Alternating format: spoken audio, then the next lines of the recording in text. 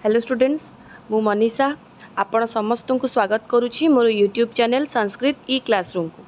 तो आज आम 10म श्रेणी संस्कृत बहिर द्वितीय विषय सुशिष्य उपमन्यु पढ़ा। तो विषयटीर ना हूँ सुशिष्य उपमन्यु।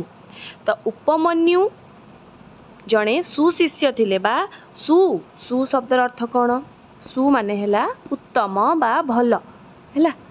तो उत्तम शिष्य उपमन्यु। तो उपमन्यु एक उत्तम शिष्य थिले से विषय रे विषयटी लिखा जाइछि। आमे ताकू पढ़िबा आउ बुझिबा। तो कहा जाइछि व्यासदेव विरचितात् महाभारतम इति आर्ष ग्रंथात् इदम कथावस्तु आनीतम। तो व्यासदेव विरचितात् व्यासदेवंक द्वारा विरचित बा लिखित महाभारतम महाभारत नामक आर्ष ग्रंथरु इदम माने एई कथा वस्तुटी आनीतम। आनीत माने आसी अछि। आमे जेमति ओडिया बहिर सरलार्थ लिखुचे उक्त विषयटी पठित पाठ्यपुस्तक एयारु आसी अछि बा आनीत। तो आनीत माने हैला आसी अछि। प्राचीन कालात् प्रचलितः गुरु शिष्ययोः सम्बन्धः अद्यापि अनुसरणीय। तो प्राचीन कालरू प्रचलित हेउथिबा गुरु शिष्यंकर संबंध व संपर्क आजिका जुगरे मध्य अद्य अपि हेछि। अद्यापि संधि हेछि अद्य युक्तक अपि हैला। एठारे अपि हेउछि एक अव्यय पद। अव्यय अपि हेउछि एठारे एक अव्यय पद। तो टी से कहला आज मध्य अनुसरण करिबा उचित। आज्ञा गुरुणाम अविचारणीय इति नीतिरत्र प्रदर्शिता। गुरुंकर आज्ञा अविचारणीय माने कि गुरुंकर आज्ञा को आमे विचार करिबा उचित नुह। गुरु जहा कहिले ताहा ही सठिक। एया एई नीति एई विषयटी रे प्रदर्शित होईछि बा दर्शा जाईछि। नीतिरत्र माने कोन? एठी संधि हेछि नीति युक्तक अत्र। अत्र माने हैला एठारे हैला। गुरु भक्तः शिष्यस्य निष्ठायाः च सुफलम अस्याम कथायाम अनुभूयते। तो गुरु भक्तिर शिष्यंकर निष्ठा बा गुरु भक्तिर शिष्यर निष्ठार सुफल कौन से विषय रे एई कथाटी लिखा जाई अछि। तो मोटामोटी भाव में कहबाकू गले सुशिष्य उपमन्यु विषय रे गुरुंकर आज्ञा मानिले आमर कौन सुफल मिले से विषय रे वर्णना करा जाई अछि हैला। तो विषयटी आरंभ करिबा। आसीत धौम्यस्य ऋषेः उपमन्युर्नाम शिष्यः। आसीत आसीत माने एठी अतीत काल रे हेछि। आमर विभिन्न प्रकार लकार अछि। लट लकार, लंग लकार, लूट लकार, लोट लकार। तो एटा अतीत काल बा लंग लकार रे हेछि आसीत हैला। माने थिले अतीत काल रे। धौम्य ऋषिंकर उपमन्यु नाम रे एक शिष्य। तो धौम्य ऋषिंकर उपमन्यु नामक जने शिष्य थिले। उपमन्युर नाम माने उपमन्यु नामक। उपाध्यायस्तम गोरक्षणाय प्रेषयति स्म। तो उपाध्याय माने गुरुजी तांकू गोरक्षणाय गाई चरेबा पई प्रेषयति माने पठौथिले। प्रेष माने पठेबा। तो गुरु तांकू गाई चरेबा पई पठौथिले। तो पुराना जुगरे बा पुरातन जुगरे गुरुकुल आश्रम रे जो माने रही अध्ययन करुथिले, वेद अध्ययन करुथिले, से माने सब प्रकार काम करुथिले। गाई जगिबाठू आरंभ करी काठ आनिबा, फल संग्रह करिबा, भिक्षावृत्ति करिबा, समस्त प्रकार कार्य से माने करुथिले। तेणु गुरु तांकू गाई चरेबा पई सबुदिन पठौथिले। स उपाध्याय वचनात् दिवागाः रक्षित्वा दिवसक्षये उपाध्यायस्य अग्रतः स्थित्वा नमस्कार। तो कौन है लिखाई स उपाध्याय वचनात् उपाध्यायंकर वचन बा उपाध्यायंकर आदेश क्रमे से दिवा माने दिन बेला गाहा रक्षित्वा माने गाई को जगी बा गाई को चरई सारी दिवस क्षये पिले माने क्षय शब्दर अर्थ कौन? नष्ट हेबा हैला। तो दिवस बा दिन जेतेबेले नष्ट हुए बा दिवस जेतेबेले शेष हुए। तो दिन जेतेबेले शेष हुए सेतेबेले राति आसे बा संध्या आसे। तो दिन रे गाई चरई संध्या समय रे से उपाध्यायंकर बा गुरुंकर आगु को आसिकी नमस्कार करंती। गुरुस्तम हृष्टपृष्टम दृष्ट्वा उवाच वश्च केन वृत्तिम करोसि। तो गुरु तांको हृष्टपृष्ट देखिले माने दिन जाक से गाई चरेले संध्या बेलू पूरा सुस्थ सबल आउ एनर्जेटिक थिले।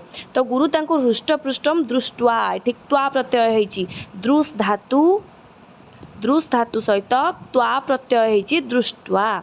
तो गुरु तांकु हृष्टपृष्ट देखिकिरी पचारिले बा कहिले उवाच उवाच माने कहिले बश्च केन वृत्तिम करोति शिष्य तुमे केमिति चलुच माने तुमे दिन जाक केउ भली उपाय रे भोजन ग्रहण करूच बा तमे केमिति खाद्य खाउच तमे तो किछि नेइकी जाउन आश्रमरु ताल तमे खाद्य केमिति ग्रहण करूच। वृत्तिम वृत्तिम माने जहा द्वारा आमे निजर पेट पोषु ताकू आमे वृत्ति कहू। तेणु से गुरु पचारे केन वृत्तिम करोसी तुमे केउ भली भाबरे पेट पोषुच बा केउ भली भाबे निजर पेट पुरौच। उपमन्यु गुरुम प्रत्यवादीत भैक्षेण वृत्तिम करोमि। तो उपमन्यु गुरु को प्रत्यवादीन माने कौन प्रति माने गुरु को उपमन्यु उत्तर देले कौन देले ना भिक्षा वृत्ति द्वारा मु निजर पेट पोषुची। भैक्षेण माने भिक्षा वृत्ति माने घर घर बुलिकिरी मु मागुची से माने मते खुशी रे जहा दउचंती मु सेथरे खाउची बा पेट मोर पुरौची।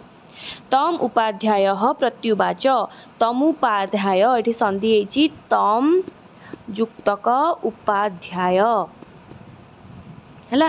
तो तम तम माने तांकु उपाध्याय कहिले बा तांकु आचार्य कहिले गुरु कहिले मह्यम अनिवेद्य भक्ष्यम त्वया न भोक्तव्यम माने कौन कहिले जे मते न देइकिरी तुमर भिक्षा बा तुमर भोजन ग्रहण करबा ठीक उचित नुह अनुचित हैला।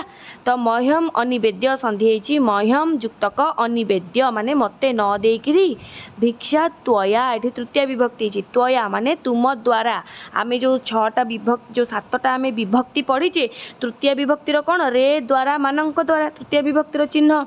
तेणु से कहिले तुम द्वारा भोजन करबा उचित नुह मते तमे न देइकिरी केमती खाइ दउच। ततः उपमन्यु तथा इत्युक्त्वा गुरवे सर्वं भक्ष्यम नवदयत।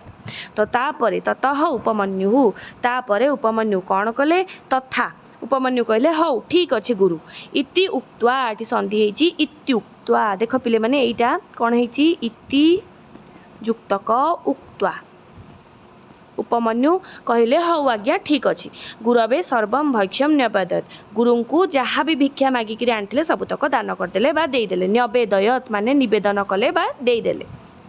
उपाध्याय तस्मादेव सर्वं भक्ष्यम गृह्णात। तो उपाध्याय आचार्य कौन कले तस्मादेव संधि हेची तस्मात् जुक्तक एव हैला। तो तस्मात् माने तांको ठारू तो उपाध्याय बा गुरु तांको ठारू सबुतक भिक्षा गृह्णात माने नहीं गले ग्रहण करिनेले बा नहीं गले। अथा अन्ये द्युहु एठा संधि हेची अथा अन्ये द्युहु अथ जुक्तक अन्ये द्युहु अन्य एक दिन एहीपरि भाବରେ अन्य एक दिन सह अहनि गाः रक्षित्वा निशामुखे गुरोः पुरतः स्थित्वा नमस्चकार। तो अन्य गोटे दिन से कौन कले अहनि अहनि माने दिन रे हैला। तो अहनि बा दिन रे गाई चरेइकिरी निशा मुखे निशा निशा शब्दर अर्थ कौन राति हैला। तेणु रातिर एक प्रतिशब्द होची निशा निशा मुखे लेखाई निशा मुखे रातिर मुह किए संध्या।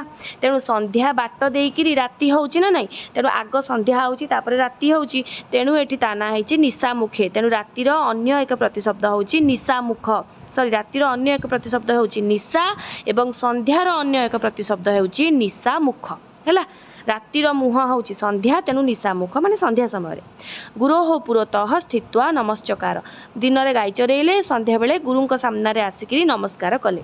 तम उपाध्याय तथापि हृष्टपृष्टम दृष्ट्वा उवाच उपाध्याय तथापि भी तांकु देखिले जे मु तो तार सबुतक भिक्षा नहीं जाउची तथापि भी से हृष्टपृष्ट देखा जाउची सुस्थ सबल देखा जाउची कारण दिन जाक जदि गोटे लोक किछि खाद्य ग्रहण न करिवो ता मुह सुखी जाइथिबो ता देहरे बल नथिबो किंतु जदि दिन जाक खाई पीकिरी गोटे पिला थिबो संध्या बेलू से हृष्टपृष्ट देखा जाउथिबो सुस्थ सबल देखा जाउथिबो तो गुरु देखिले से तथापि मध्य सुस्थ सबल देखा जाउचंती।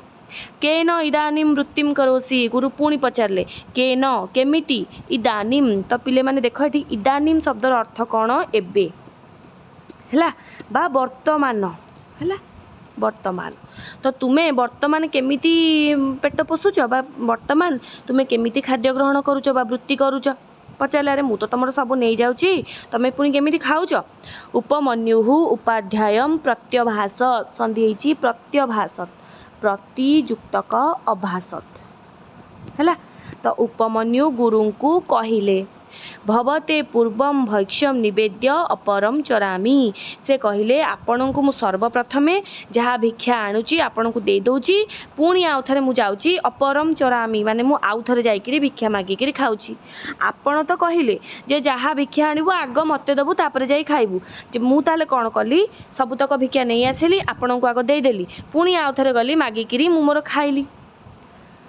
ତମ୍ ଗୁରୁଃ ପ୍ରତ୍ୟବଦତ୍, ପୁଣି ସନ୍ଧି ହେଇଛି, ପ୍ରତ୍ୟବଦତ୍ ପ୍ରତି ଯୁକ୍ତକ ଅବଦତ୍ ହେଲା। ଯେମିତି ଉତ୍ତରର ପ୍ରତି ଉତ୍ତର, ମାନେ ମୁଁ ତୁମକୁ ଗୋଟେ ଉତ୍ତର ଦେଲି ତୁମେ ମୋତେ ପ୍ରତି ଉତ୍ତର ଦେଉଛ, ସେମିତି ଅବଦତ୍ର ପ୍ରତ୍ୟବଦତ୍ ହେଲା। ଗୁରୁ ତାଙ୍କୁ କହିଲେ ନ ଏତତ୍ ନ୍ୟାୟମ୍, ସନ୍ଧି ହେଇଛି, ନ ଇତତ୍ କ'ଣ ହେବ, ନ ଯୁକ୍ତକ ଏତତ୍। ଗୁରୁ ତାଙ୍କୁ କହିଲେ ନ ଏତତ୍ ନ୍ୟାୟମ୍, ଏଇଟା ତ ନ୍ୟାୟ କଥା ନୁହଁ, ଏଇଟା ତ ଠିକ୍ କଥା ନୁହଁ। ଏତେନ ଅନ୍ୟେଷାଂ ଭୈକ୍ଷ୍ୟୋପଜୀବିନାଂ ମୃତ୍ୟୁପରାଧମ୍ କରୋଷି। ତୁମେ ଏହାଦ୍ୱାରା ତୁମେ କ'ଣ କରୁଛ, ଅନ୍ୟେଷାଂ, ଅନ୍ୟ ଭିକ୍ଷୋପଜୀବିନାଂ, ଭିକ୍ଷା ଉପରେ ନିର୍ଭର କରି ଚଳୁଥିବା ଲୋକମାନଙ୍କର ତମେ ପେଟକୁ ମାରୁଛ। ଆରେ ତମେ ଯଦି ଦୁଇ ଥର ଯାଇ ଭିକ୍ଷା ମାଗିବ ତ ଅନ୍ୟ ଯେଉଁ ଲୋକମାନେ ଯେଉଁମାନେ ଭିକ୍ଷା ଦ୍ୱାରା ନିଜର ପେଟ ପୋଷୁଛନ୍ତି ବା ଭୋଜନ ଗ୍ରହଣ କରୁଛନ୍ତି ସେମାନେ କେମିତି ଖାଇବେ? ଲୋକମାନେ ଏତେ ଥର ଆଉ ଦେବେ କି? ଦେବେନି ନା। ତେଣୁ ତୁମେ ଯଦି 2 ଥର ମାଗୁଛ ଅନ୍ୟ ଲୋକମାନେ କେମିତି ଖାଇବେ? ତେଣୁ ତମେ କ'ଣ କରୁଛ, ତାଙ୍କ ପାଇଁ ଅପରାଧ କରୁଛ। ବୃତ୍ତି ଅପରୋଧମ୍, ତାଙ୍କର ବୃତ୍ତି ବା ତାଙ୍କର ଅନ୍ନ ବା ତାଙ୍କର ପେଟ ପୋଷିବାକୁ ତମେ ଅବରୋଧ କରୁଛ, ତମେ ତାକୁ ରୋକୁଛ। ତେଣୁ ଏଇଟା ଠିକ୍ କଥା ନୁହଁ, ଏଇଟା ନ୍ୟାୟ ନୁହଁ। ନ ଏତତ୍ ନ୍ୟାୟମ୍, ଏଇଟା ଅନ୍ୟାୟ, ଏଇଟା ନ୍ୟାୟ ନୁହଁ। ଏବମ୍ ନ କର୍ତ୍ତବ୍ୟମ୍, ତ ଗୁରୁ ତାଙ୍କୁ କହିଲେ ନା, ଏବମ୍ ମାନେ ଏଇଭଳି ଭାବରେ, ନ କର୍ତ୍ତବ୍ୟମ୍ ତୁମେ ଏଇଭଳି ଭାବରେ କରିବା ଉଚିତ ନୁହେଁ।